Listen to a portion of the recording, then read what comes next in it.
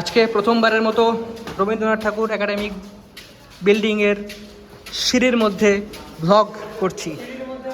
তো যাই হোক, এখানে আমার বন্ধুরা আছে, আমরা এখন রবীন্দ্র ভবনের ছাদে উঠব। সেই জায়গা থেকে আপনাদেরকে নিচতলা থেকে উপরতলা পর্যন্ত, ছাদ পর্যন্ত দেখানোর চেষ্টা করছি। এই যে আমার বন্ধু সুফল এবং আমার প্রিয় বন্ধু জয় দাস, তারা দুইজনই খুবই ভালো ছেলে। তারা অনেক সুন্দর সুন্দর কথা বলে, তাদের কথা বলার ধরন খুবই সুন্দর। আজকে আপনাদের সামনে শুধুমাত্র আমি তুলে ধরার চেষ্টা করছিলাম যে আমাদের একাডেমিক বিল্ডিং কেমন হয়ে থাকে, আমাদের একাডেমিক বিল্ডিংয়ের সিঁড়ি কেমন হয়ে থাকে, একাডেমিক বিল্ডিং সামগ্রিকভাবে কেমন হয়ে থাকে। আর রবীন্দ্রনাথ ঠাকুর একাডেমিক ভবনে কিন্তু লিফটের ব্যবস্থা আছে, অন্যান্য অনেক ভবনে লিফটের ব্যবস্থা নেই। সেই জায়গা থেকে রবীন্দ্রনাথ ঠাকুর একাডেমিক বিল্ডিংয়ে লিফটের ব্যবস্থা আছে। আর আমি যদি একটু সামনে গিয়ে আপনাদেরকে দেখানোর চেষ্টা করি, বর্তমানে আমরা আছি রবীন্দ্রনাথ ঠাকুর একাডেমি ভবনের একদম উপরে। সিঁড়ি দিয়ে ওঠার কারণে অনেকটা হাঁপিয়ে গিয়েছি। আপনারা আমার কথা শুনে বুঝতে পারছেন আসলে আমি কেন হাঁপিয়ে গেলাম, হুট করে বুঝতে পারছি না। দুপুরের খাওয়া করা হয়নি, সেজন্য হয়তো বা কিছুটা হাঁপিয়ে গিয়েছি। তো আপনাদেরকে যদি আমি একটু চারপাশটা দেখাই, তাহলে আপনারা একটু অনুমান করতে পারবেন যে এই বিল্ডিংটা আসলে কেমন।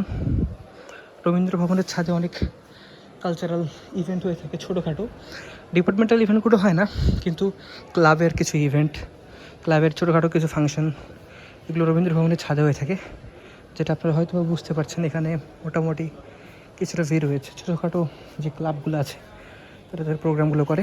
আর আমাদের উপরের যেই জায়গাটা আছে, স্পেশালি যে এখন আমি আছি মনে হয় সম্ভবত 3 তলায়, আর এই সাইড যে ব্লকটা আছে এই ব্লকে কিন্তু 5 তলা পর্যন্ত আছে।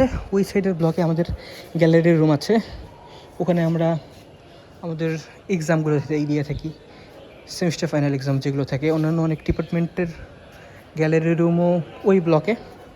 আর এই ব্লকটা সচরাচর কম ইউজ হয়, এখানে প্রয়োজন ছাড়া সচরাচর কেউ আসে না। আমি শুধুমাত্র আপনাদেরকে একটা বার্তা দেওয়ার চেষ্টা করছিলাম, দেখানোর চেষ্টা করছিলাম যে এই জায়গাটা কেমন হয়ে থাকে। এটা হচ্ছে আমাদের রবীন্দ্রনাথ ঠাকুর একাডেমি ভবনের উপরের অংশ। এখানে রয়েছে ওয়াশরুম, ওয়াশরুমটা খুব একটা ব্যবহার হয় না, অনেকটা পরিত্যক্ত অবস্থাতেই আছে।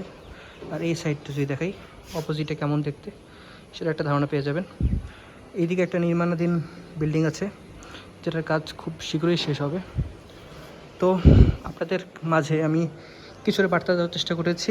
যদি কোনো ধরনের ভুল ত্রুটি হয়ে থাকে অবশ্যই ক্ষমা সুন্দর দৃষ্টিতে দেখবেন। বিদায় নিচ্ছি আমি রবীন্দ্রনাথ ঠাকুরের একাডেমিক